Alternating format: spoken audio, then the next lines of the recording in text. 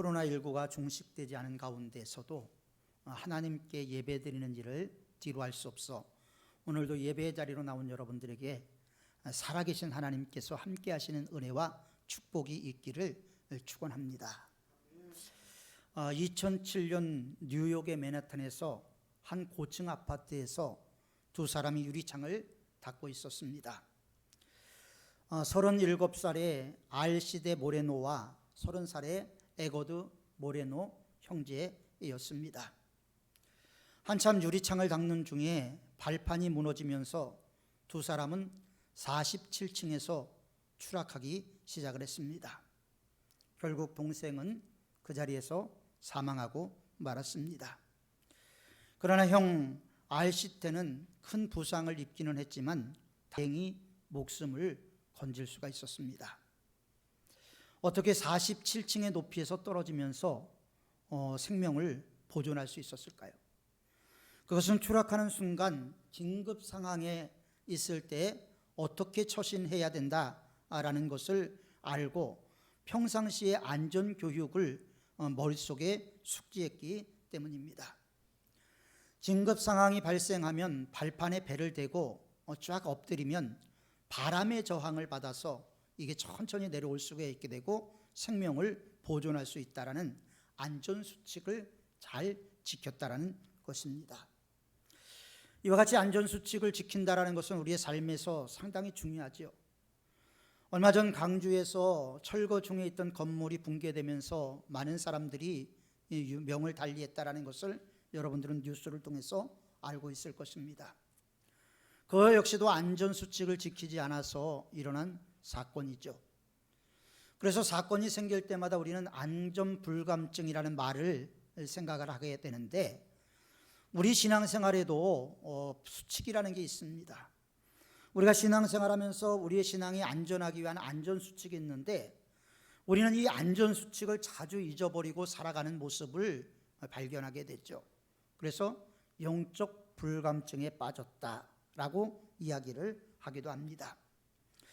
하나님의 말씀이 우리들의 삶의 수칙이 되고 하나님의 말씀이 우리의 인도함을 받게 된다면 우리의 삶이 분명히 달라질 텐데 늘 우리는 하나님의 말씀을 따라가야 된다는 안전수칙을 지키지 않아서 낭패를 볼 때가 많이 있습니다. 이스라엘 백성들이 430년을 애굽에서 종살이를 했지요. 그들은 하나님의 극적인 은혜를 힘입어서 출애굽을 하게 됩니다.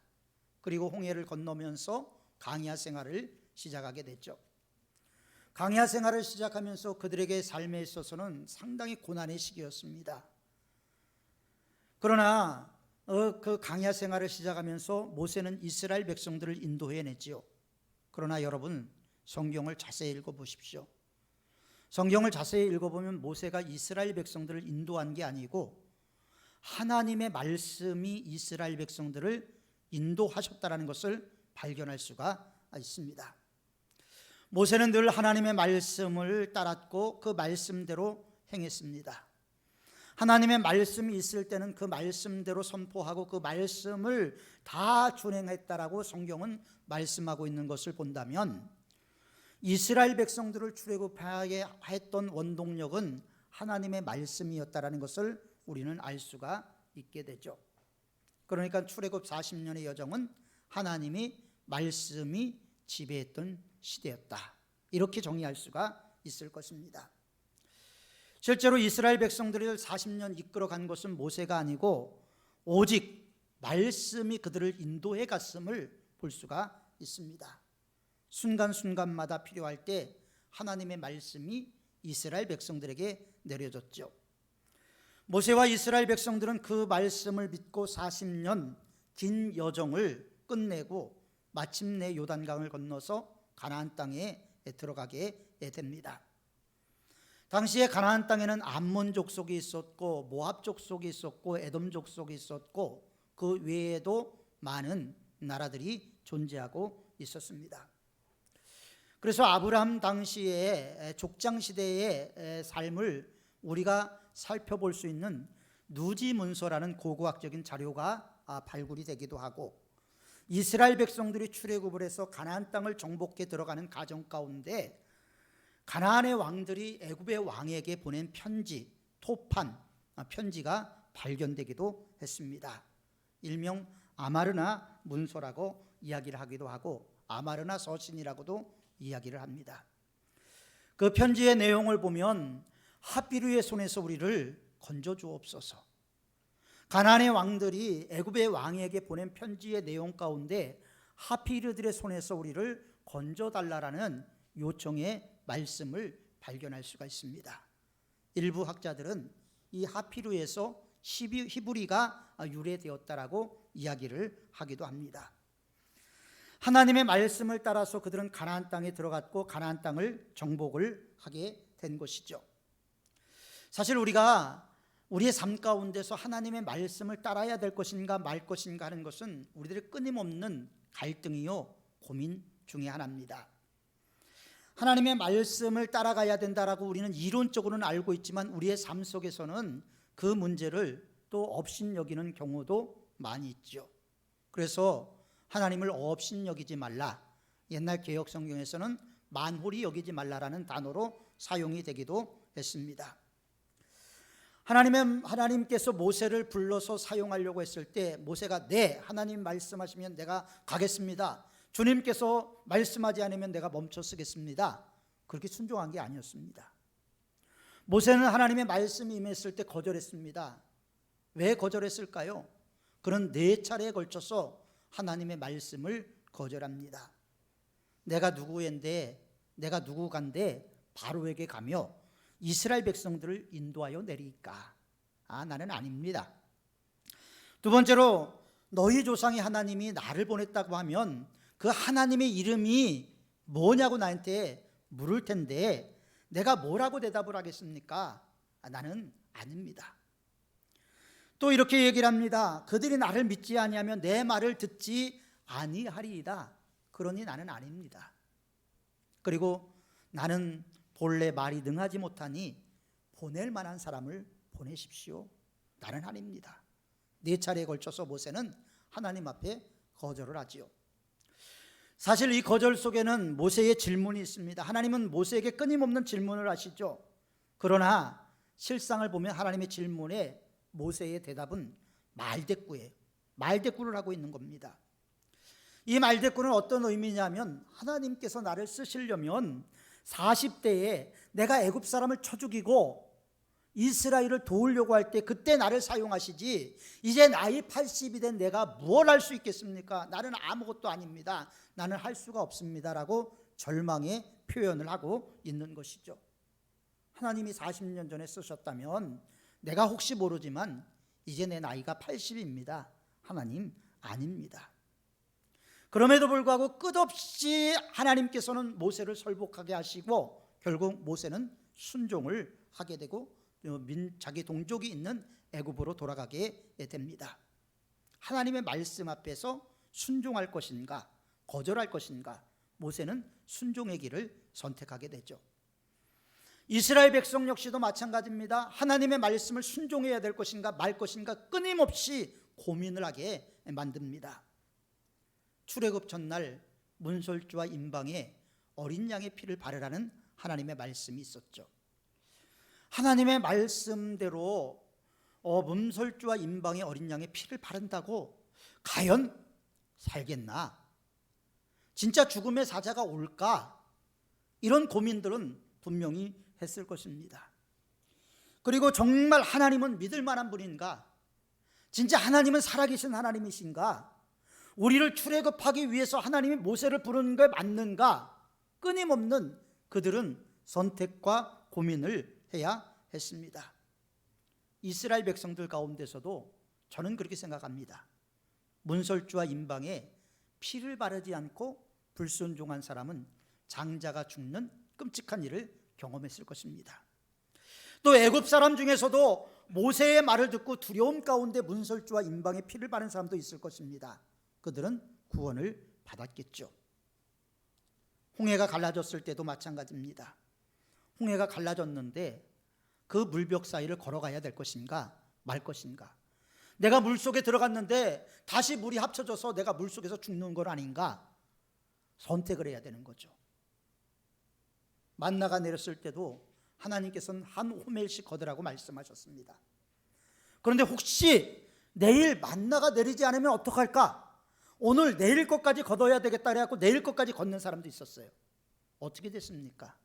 다 썩어 없어졌어요. 안식일 날 10호멜을 거두라고 말씀하셨어요. 안식일 전날. 안식일을 일을 할 수가 없으니까. 그런데 그 말씀을 듣고 혹시 내일 만나가 내릴지도 몰라 라고 생각하면서 오늘 분량 한 호멜만 거둔 사람들은, 5호멜만 거둔 사람들은 쫄쫄이 굶을 수밖에 없었던 것이죠. 그래서 우리가 신앙생활을 하면서 가장 중요한 것은 하나님의 말씀 앞에서 순종해야 될 것인가 말아야 될 것인가 끊임없는 결단을 하고 순종의 길로 나가야 된다는 것을 우리에게 말씀하고 있는 것입니다. 저와 여러분들의 삶 가운데도 하나님은 끊임없이 도전해 와요. 하나님의 말씀을 지켜야 될 것인가, 내 방법과 내 생각대로 이 세상을 살아가야 될 것인가, 늘 내 안에서 충돌을 해요. 하나님의 말씀대로 살기 원하는 우리들의 마음속에 다른 마음이 또 있어요. 그 마음이 늘 하나님의 마음을 말씀대로 살기를 원하는 우리들을 이깁니다.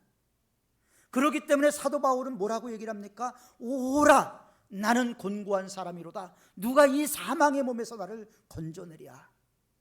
하나님의 말씀대로 살기를 원하지만 하나님의 말씀대로 살아갈 수 없는 내 육신, 내 육체의 소욕을 놓고 바울은 그렇게 고민을 했습니다. 이스라엘 백성들도 마찬가지예요. 오늘 성경에 40년 동안 9절에 보면 하나님 뭐라고 말씀하십니까? 40년 동안 나의 행사를 너희가 보았느니라. 봤다라는 거예요. 40년 동안 내가 너희와 어떻게 했는지 너희가 눈으로 보지 않았느냐? 확실하게 느껴보지 않았느냐라고 말씀하고 있는 것입니다. 그러면서 7절과 8절에 뭐라고 말씀하십니까? 오늘날 너희가 하나님의 음성을 듣거든 노하심을 격동하여 강야에서 시험하던 때와 같이 너희 마음을 강팍하게 하지 말라. 강팍하다라는 건 뭐예요? 하나님의 말씀이 들어올 틈이 없는 걸 강팍한 마음이라고 이야기를 합니다. 여기서 강야에서의 시험하던 때라는 것은 아마 무리바 사건을 말하고 있는 것 같습니다. 아마 이 무리바 사건은 하나님의 마음을 가장 아프게 했던 사건 중에 하나일 것입니다. 하나님의 능력으로 이스라엘 백성들이 10가지 재앙도 보고 홍해도 육지같이 건너고 만나와 메추라기를 먹었고요, 불과 구름기도 인도함을 받았습니다. 그런데 천신만고 끝에 이스라엘 백성들이 가데스 바냐에 왔어요. 가데스 바냐에 왔을 때 어떻게 됐습니까? 정탐을 보냈더니 불순종하기 시작했어요. 그래서 금방 들어갈 수 있는 것을 가데스 바냐에서부터 38년 더 해갖고 결국은 40년 강야 생활이 되게 만들었던 것이죠. 물론 강야 생활의 어려움은 물이에요. 물이 없으니까 이스라엘 백성들이 늘 목말랐겠죠. 여러분, 물이 없는 강야 생활 속에서 이스라엘 백성들이 고통하고 있을 때 사막에 물이 없으니까 고통스러운 가운데 있는 이스라엘 백성들이 물을 달라고 이야기할 수는 있겠죠. 그런데 물을 달라라는 걸 넘어서면서 불평하고 원망하며 하나님을 모욕되게 만들었다라고 성경은 말하고 있습니다. 불평불만이 쏟아지기 시작했는데 이제 우리를 애굽에서 내오더니 악한 곳으로 우리를 인도한다. 악한 곳으로 인도한다라는 거예요. 이 사람들의 지금 말은 노예 생활이 더 좋았다라는 거예요. 자유보다 노예롭게 묶여있는 삶이 더 좋았다라고 이야기를 하는 것입니다. 그러한 모습을 보면서 모세와 아론에게 원망을 하죠. 이렇게 되면서 하나님이 아론을 데려갑니다. 그럼 아론을 데려가는 모습을 보면서 위대한 대제사장, 초대 대제사장이 죽는 모습을 보면서 이스라엘 백성들이 하나님께 돌아가느냐? 또 그렇지도 않아요. 불평불만은 여전히 있습니다. 계속해서 불평불만하니까 하나님께서 이스라엘 백성들에게 이제는 뭘 보냅니까? 불뱀을 보내요. 강야에는 불뱀은 늘 존재합니다. 강야에는 불뱀들이 살고 있는 곳이에요. 그런데 여러분 성경을 자세히 보십시오. 이스라엘 백성들이 하나님의 보호하심과 인도하심을 받을 때 불뱀이 나와서 이스라엘 백성들을 문 사건이 하나도 없었다라는 거예요. 하나님이 지켜주시고 하나님이 보호하시니까 주위에 널려있는 불뱀이라 할지라도 이스라엘 백성들을 물지 못했던 거예요. 그런데 계속 불평하고 원망하니까 하나님이 상실한 마음대로 내어버려 두었습니다. 그러니까 어떻게 됐죠? 불뱀이 이스라엘 백성들을 물기 시작했습니다. 불뱀이 물리자 사람들이 죽어가기 시작을 했어요. 모세가 기도했습니다.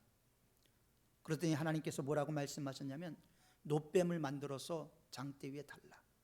누구든지 장대 위에 놋뱀을 바라보는 사람은 살 거다. 하나님의 방법은 늘 쉬워요. 그렇기 때문에 우리가 잘 못 믿는지도 몰라요. 어려운 방법을 하나님께서 알려주면 우리가 할 수가 없기 때문에 늘 쉬운 방법, 예수님을 믿으면 구원받는다, 쉬운 방법을 알려주셨고요, 장대 위에 놋뱀을 바라보며 살리라는 쉬운 방법을 알려줬어요. 여기서도 두 부류가 있겠죠. 선택을 해야 되는 거예요. 내가 죽어가는데 장대 위에 놋뱀을 바라봐야 될 것인가 말 것인가. 예수님은 이 사건을 놓고 요한복음 3장에서 니고데모와의 대화에서 그렇게 말씀하십니다. 모세가 광야에서 뱀을 든 것처럼 인자도 들려야 하리니. 이스라엘 백성들이 광야에서 놋뱀을 보고 산 것처럼 인자도 들려야 하리니, 나도 십자가에 달릴 것인데 그 십자가를 바라보는 자가 살 것이다라는 것을 예수님은 니고데모와의 대화에서 말씀을 하셨습니다. 그리고 모세가 만든 장대 위에 달린 놋뱀은 히스기야 시대까지 있었습니다. 그런데 사람들이 그 놋뱀 앞에서 분향을 하는 거예요. 놋뱀이 신이 되어버렸어요. 그래서 히스기야가 그걸 없애버립니다. 그리고 그 이름을 느후수단이라고 이름을 붙이게 되죠. 여러분, 우리가 여기서 볼 수 있는 것은 뭡니까? 하나님의 말씀이 중요한 거지 형상이 중요한 게 아니에요. 십계명에도 나오잖아요. 하나님 무슨 형상을 만들지 말라고 말씀하고 계시죠. 출애굽 가정 가운데 세 부류의 사람이 있었을 것입니다. 첫 번째 사람은 하나님의 말씀을 아예 못 믿어서 히브리인이면서도 애굽에서 안 나온 사람이 있을 거예요. 두 번째 부류는 따라가면서 계속 불평하는 거예요. 잔소리하고 힘들게 하는 겁니다. 지도자들을 힘들게 하는 사람이 있었을 겁니다. 세 번째로는 하나님의 말씀을 완전히 믿고 따라갔던 사람. 그래서 출애굽을 할 때는요, 이스라엘 사람들만 출애굽한 게 아니에요. 여러분, 성경을 자세히 보면 허다한 잡족들이 함께 따라왔다고 성경은 말씀하고 있고요, 심지어는 모세가 기적을 행했을 때 애굽의 술사로 함께 기적을 행하고 지팡이를 던져서 뱀을 만들었던 얀네와 얀부레라는 사람까지 출애굽할 때 따라와서 모세를 대적했다라고 성경은 말씀하고 있습니다. 40년 광야 생활, 오늘 우리가 살아가는 이 현실일 수도 있습니다. 우리 현실이 녹록하지 않죠. 과거 이스라엘 백성들이 광야길을 걷는 것만큼 우리가 걷는 현실의 삶도 만만치가 않습니다. 이해되지 않는 부분들이 많이 있죠. 마음에 들지 않는 일들이 많이 있습니다. 그래서 이렇게 해야 될까, 저렇게 해야 될까 고민을 하죠. 어느 길로 가야 될까 망설입니다. 코로나19 상황인데 교회 가는 게 안전하냐 안 하느냐, 이 문제를 놓고 하나님 앞에 예배 드리는 것이 중요하지라고 선택하며 나온 분들도 있고 아닌 분들도 있습니다. 늘 선택하는 거예요. 그러나 우리의 선택이 어떤 선택이냐에 따른 책임도 우리가 져야 된다는 것을 기억해 둘 필요가 있습니다. 이 세상을 살아가는 방법은 두 가지가 있겠죠. 하나는 내가 열심히 생각하고 내 능력, 내 방법대로 살아가는 것입니다. 또 하나는 하나님의 말씀의 인도함을 받는 것이죠. 그러므로 이 세상을 살고 있고 살아가는 사람은 반드시 이 둘 중에 하나를 선택해야 되는 거예요. 하나님의 말씀을 따라갈 것인가, 아니면 나를 따라갈 것인가. 성경은 여기에 대해서 자명하게 얘기를 합니다. 성경을 따라가는, 말씀을 따라가는 사람들은 성령의 소욕을 따라가는 사람이고, 내 생각을 따라가는 사람은 육체의 소욕을 따라가는 사람이다. 육체의 소욕을 따라가는 사람은 육체로부터 썩어질 것을 거두고 성령을 따라가는 사람은 성령으로부터 영생을 거둘 것이라고 성경은 우리에게 분명히 말씀을 하고 있습니다. 이상한 것은 하나님이 그냥 선택해서 해주시면 되는데 우리에게 선택권을 주셨다는 거예요. 하나님은 아담이 하와가 선악과를 따먹을 수 있는 자유도, 먹지 않을 자유도 주셨습니다. 그래서 우리는 끊임없이 선택을 할 수밖에 없는 것입니다. 그렇다면 어떻게 사는 것이 잘 사는 길일까요? 말씀이 내 안에 들어오게 해야 되는 거예요.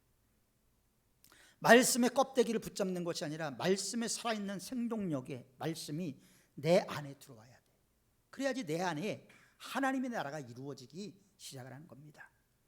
하나님의 나라라는 것은 하나님이 통치하는 곳이에요.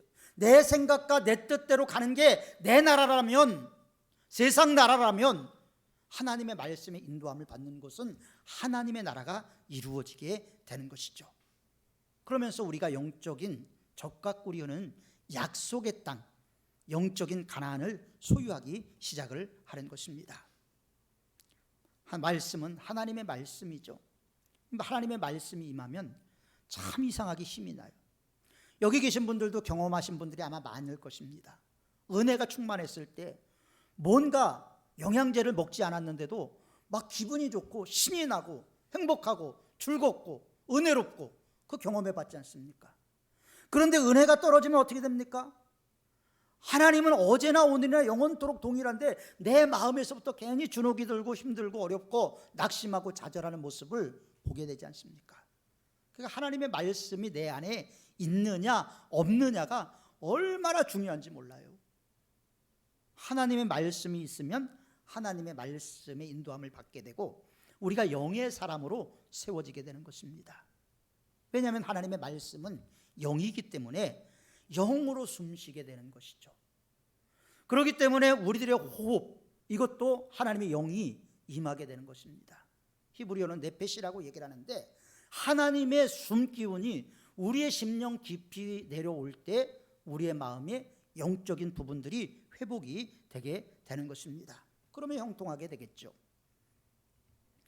많은 사람들이 하나님의 말씀을 잊어버리고 삽니다. 그러니까 힘들고 어려울 수밖에 없죠.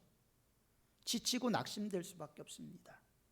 하나님의 말씀이 내 안에 살아있으면 힘이 나고 능력 있고 권세 있게 살아가는데 이게 없다 보니까 낙심하고 절망하고 좌절하고 이런 일들을 우리가 체험하고 있지 않습니까? 성도들의 영광이 어디 있습니까? 성도들의 영광은 하나님의 말씀을 믿고 묵상하고 그 말씀을 따라 사는 데 있는 것이죠.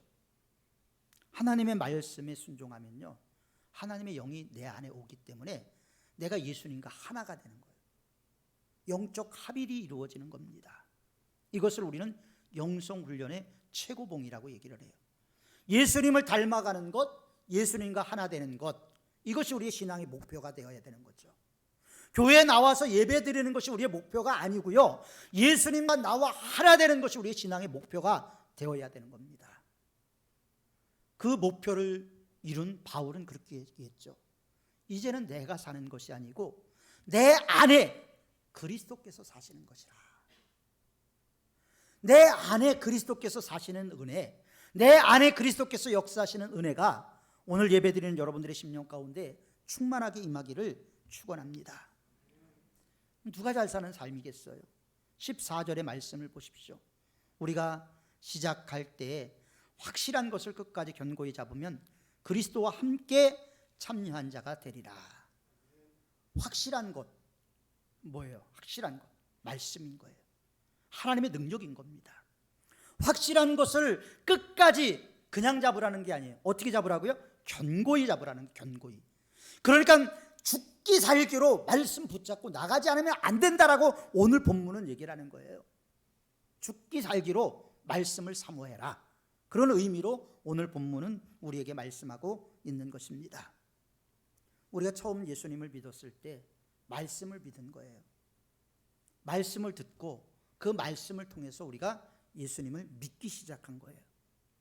그러니까 우리가 생각할 때 어떤 번쩍번쩍하는 체험을 받아서 믿었다는 분들도 있지만, 오랜 시간 그 말씀이 내 심령 가운데 깊이 살같이 박혀서 그 말씀의 인도함을 받는 사람들이 있다라는 겁니다. 그러니까 번쩍번쩍한 것을 보고 믿는 분들도 중요하지만, 오랜 꾸준한 말씀을 사모하고 말씀의 인도함을 받는 건 더더욱 중요한 거예요. 왜냐하면 초등학생들한테는 그 책을 이해하기 위해서 그림이라도 보여줘야지 이해를 하잖아요. 그림 안 보여줘도 이해할 수 있는 사람에게는 하나님의 그림 같은 거 안 보여주십니다. 그러니까 나는 그런 체험이 없어. 그래도 여러분, 예수님 믿지 않습니까? 예수님이 그만큼 믿을 수 있기 때문에 그런 걸 안 보여주시는 것란 말이죠. 그렇기 때문에 여러분들이 믿음이 있다는 것을 여러분 스스로가 인식하고 사셔야 하는 것입니다. 하나님의 말씀이 내 안에 있으면요, 성령이 함께 하십니다. 성령은 우리를 인도하시고 도와주시는 영이시죠. 그래서 성령을 보혜사라고 얘기해요. 보혜사. 우리를 보호하시는 하나님, 우리를 지키시는 하나님이 보혜사라는 거예요. 보혜사 성령님이 우리와 함께 하신다. 헬라어로는 파라클레토스라고 얘기를 하는데요, 우리 안에 성령님이 함께 하실 때 말씀도 우리 안에서 강하게 역사하는 거예요. 사도행전을 보십시오. 사도행전에 이 사도들의 행적을 기록했다 그래갖고 사도행전이라고 얘기를 하는데, 사도행전에 별명이 있습니다. 뭐죠? 성령행전이에요. 그런데 여러분, 성경을 자세히 읽어보십시오. 성령행전이 아니라 말씀행전이라고 이야기해도 무방합니다. 왜냐하면 성령이 임했을 때 말씀이 힘을 얻었다, 말씀에 권세가 있었다, 말씀이 혼과 간절과 골수를 찔러 쪼갰다, 말씀을 듣고 가슴치며 애통했다. 다 말씀의 역사예요. 사도행전에 성령이 임한 곳에는 말씀이 강하게 역사했다라는 거예요. 그렇기 때문에 말씀이 내 마음속에 있으면 성령님도 내 안에 있는 거예요. 성령님이 내 안에 있다면 말씀도 내 안에 함께 있는 것입니다. 그래서 우리들이 해야 될 일은 뭘까? 말씀을 사모하는 거죠. 말씀을 목숨 걸고 지키는 것이 필요하다는 겁니다. 하나님의 말씀을 없애려고 많은 시도들이 있었어요. 성경을 불태우기도 했습니다. 성경을 읽으면, 성경을 번역하면 화형에 처해지던 시절도 있었어요.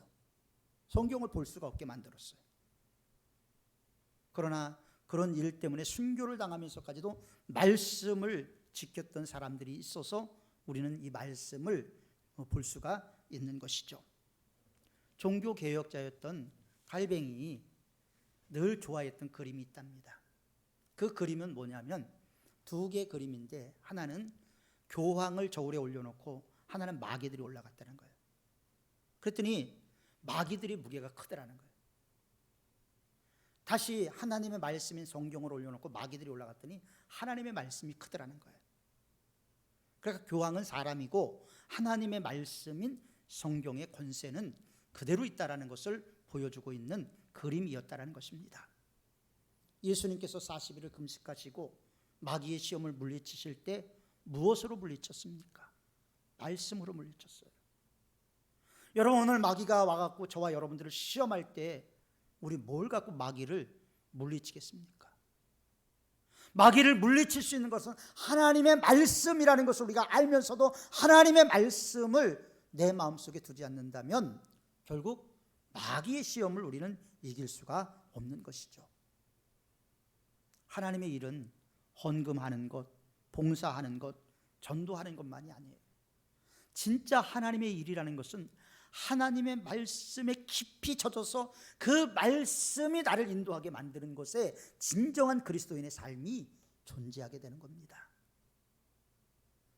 내 마음속에 깊이 하나님의 말씀이 들어와서 그 말씀이 나를 지도하고 나를 인도할 때 우리의 영이 회복되는 것을 우리는 체험하게 될 것입니다. 왜냐하면 하나님은 말씀으로 이 세상을 지으셨기 때문입니다. 우리는 큰 것만 하나님의 말씀이라고 생각하면 안 돼요. 작은 것, 사소한 모든 것도 하나님의 말씀으로 받아들여야 된다는 거예요.